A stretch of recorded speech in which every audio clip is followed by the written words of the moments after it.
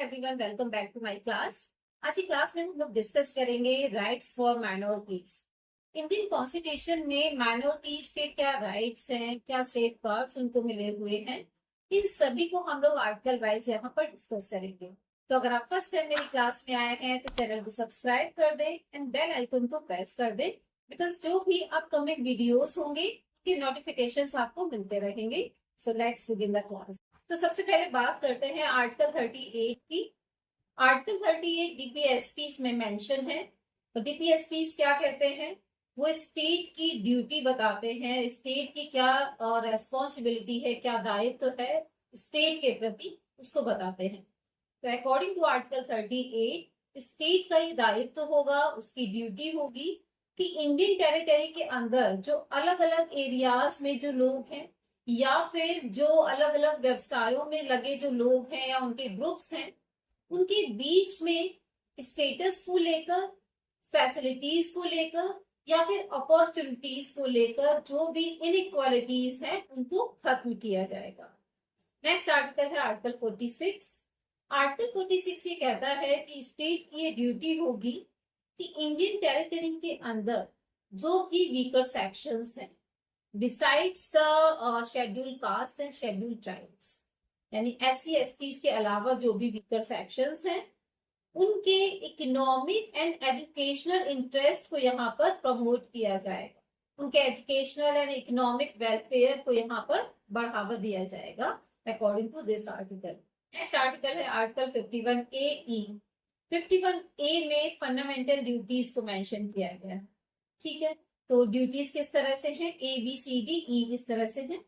E section में कहा गया है कि इंडियन सिटीजन्स की ड्यूटी होगी कि इंडिया में जितने भी लोग हैं, फिर चाहे उनमें किसी भी तरह की यहाँ पर डाइवर्सिटी हो, विभिन्नता हो, फिर चाहे वो रिलीजियस हो, लिंग्विस्टिक हो या फिर सेक्शनल हो, रीजनल हो, इन सभी को अलग हटाकर एक स्पिरिट ऑफ कॉमन ब्रदरहुड या फिर हार्मनी को प्रमोट करना, एक आपसी भाईचारे को, सम्मान को, सद्भाव को यहाँ पर बढ़ावा देना, ये इंडियन सिटीजन्स की ड्यूटी होगी अकॉर्डिंग टू आर्टिकल 51A।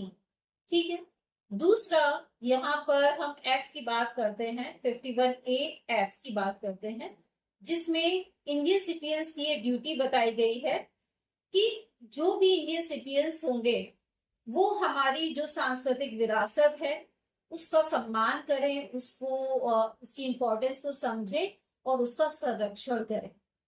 ठीक है, तो जो भी हमारे हेरिटेज है उनको प्रिजर्व करने की, उनको संरक्षित करने की कोशिश सभी इंडियन सिटीजन्स की होनी चाहिए। नेक्स्ट आर्टिकल है आर्टिकल 14।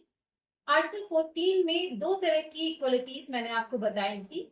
आप मेरी जो प्रीवियस वीडियोस हैं वहां जाकर देख सकते हैं, मैंने आपको 14 कराया हुआ है। दो तरह की इक्वलिटीज हैं। पहली इक्वलिटी यहाँ पर है इक्वलिटी बिफोर लॉ। ठीक है, इक्वलिटी बिफोर लॉ को हमने ब्रिटेन से एक्सेप्ट किया है, अडॉप्ट किया है। दूसरा है यहाँ पर equal protection of the laws. Equal protection of the law, इसको हमने अमेरिका से अडॉप्ट किया है। ठीक है, दोनों ही यहाँ पर है। डिटेल में आप जानना चाहते हैं तो आप उस पर्टिकुलर वीडियो में जाकर देख सकते हैं। तो यहाँ पर ये कहा गया है कि दोनों ही तरह से जो भी इंडियन सिटीजन्स हैं उनको ये राइट है कि वो अपने राइट टू इक्वलिटी को यहाँ पर सुरक्षित रख पाए। नेक्स्ट आर्टिकल की बात करते हैं, दैट इज आर्टिकल 15। आर्टिकल 15 में क्लॉज 1 एंड क्लॉज 2 इनके बारे में बात करते हैं, जो ये कहते हैं कि किसी भी धर्म, मूल वंश या जाति या लिंग या जन्म स्थान के आधार पर जो भी इंडियन सिटीजन्स हैं उनके बीच में किसी भी तरह का डिस्क्रिमिनेशन उनके साथ नहीं किया जाएगा। नेक्स्ट आर्टिकल है आर्टिकल 15 का क्लॉज 4। आर्टिकल 15 का क्लॉज 4 यहाँ ये कहता है कि जो भी स्टेट है उसको ये राइट होगा कि इंडियन टेरिटरी के अंदर जो भी पिछड़े हुए सेक्शन हैं, अब इन पिछड़े हुए सेक्शन में क्या आता है, जो भी सोशली पिछड़े हुए हैं और एजुकेशनली पिछड़े हुए हैं। ठीक है, इकोनॉमिकली जो पिछड़े हुए हैं हम उनकी बात नहीं कर रहे हैं। ठीक है, जो इकोनॉमिकली पिछड़े होते हैं, वीकर सेक्शन होते हैं, उनको EWS में रखते हैं, वो यहाँ पर नहीं है। हम यहाँ बात कर रहे हैं सोशली एजुकेशनली जो भी पिछड़े हुए लोग हैं बिसाइड्स द SC/STs, उनके लिए यहाँ स्टेट स्पेशल प्रोविजन करने का राइट रखता है। तो जब हमने आर्टिकल 15 पढ़ा था तब हमने इसको डिटेल में पढ़ा था, आप वहां जाकर उसको देख सकते हैं आर्टिकल 15 को। नेक्स्ट आर्टिकल है आर्टिकल 16। आर्टिकल 16 का क्लॉज 1 and 2.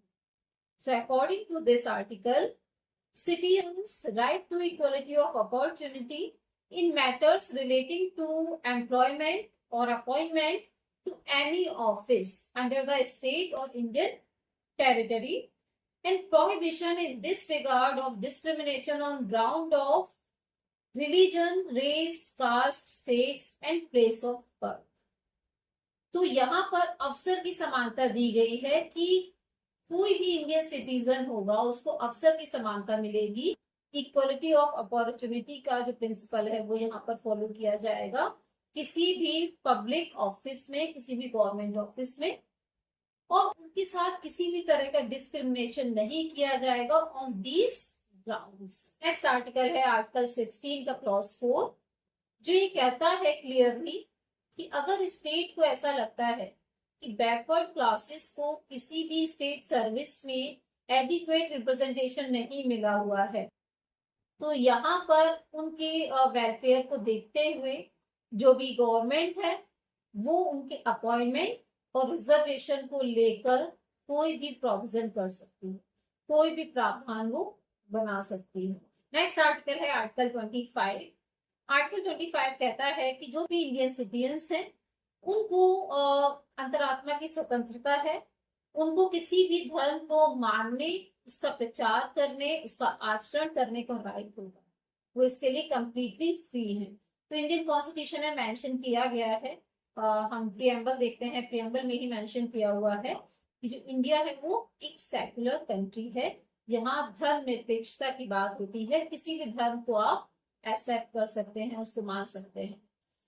नेक्स्ट आर्टिकल की बात करते हैं, दैट इज आर्टिकल 26। आर्टिकल 26 यहाँ पर कहता है कि किसी भी धार्मिक संप्रदाय के लोग हों, किसी भी सेक्शन के लोग हों, वो धार्मिक संस्थाओं की स्थापना कर सकते हैं, उनका रख रखाव कर सकते हैं, उनका मैनेजमेंट कर सकते हैं, ठीक है, अकॉर्डेंस विद लॉ, कानून के अधीन होकर, कानून के अनुसार वो सारे ये काम कर सकते हैं, अपने धर्म से रिलेटेड संस्थाएं बना सकते हैं, उनका रख रखाव करना, उनका मैनेजमेंट करना, ये सारे काम वो अकॉर्डिंग टू आर्टिकल 26 कर सकते हैं। आर्टिकल है आर्टिकल 27 जो बात करता है प्रोहिबिशन की।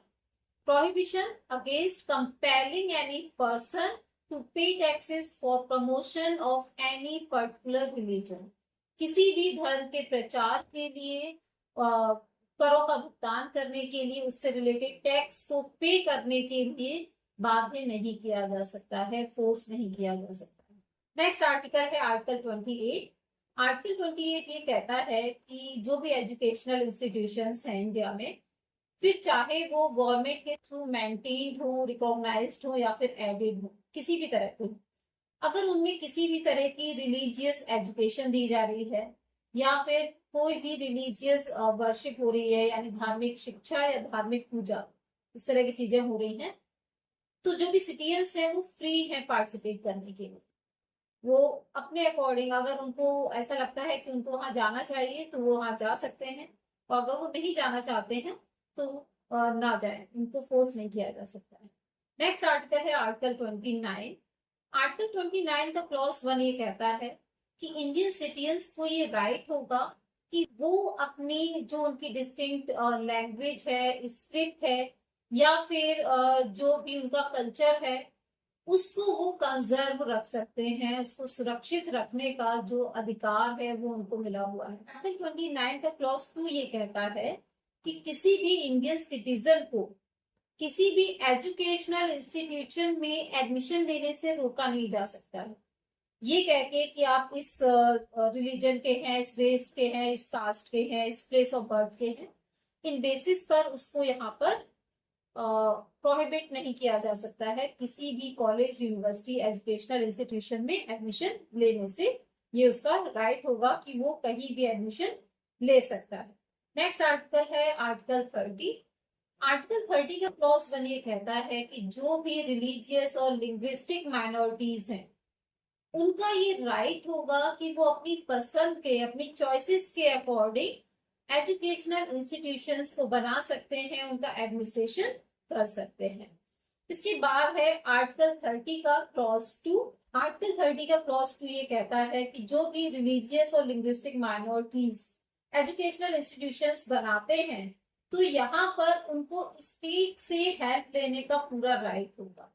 वो स्टेट से यानी कि सरकार से किसी भी तरह की हेल्प अपने एजुकेशनल इंस्टीट्यूशन के लिए ले सकते हैं और उनके साथ किसी भी तरह का डिस्क्रिमिनेशन नहीं किया जाएगा।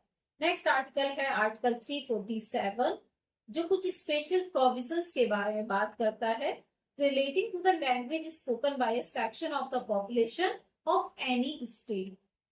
यानी कि किसी भी स्टेट के अंदर किसी भी पर्टिकुलर भूभाग पर जो लोग रहते हैं, कुछ लोग रहते हैं उनकी अलग लैंग्वेज है, तो उस लैंग्वेज को, उनके कल्चर को यहाँ पर सुरक्षित रखने की कोशिश की जाएगी।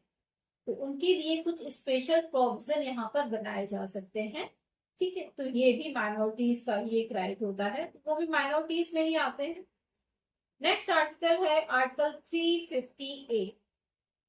358 प्रोविजन करता है for facilities for instruction in mother tongue eight primary stage.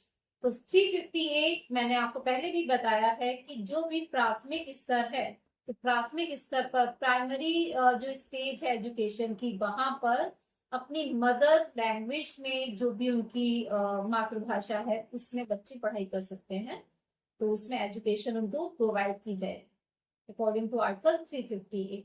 तो प्राइमरी लेवल पर आप वहां पर अपनी मातृभाषा में शिक्षा प्राप्त कर सकते हैं। नेक्स्ट आर्टिकल है आर्टिकल 350B। ये प्रोविजन करता है for a special officer for linguistic minorities and his duties.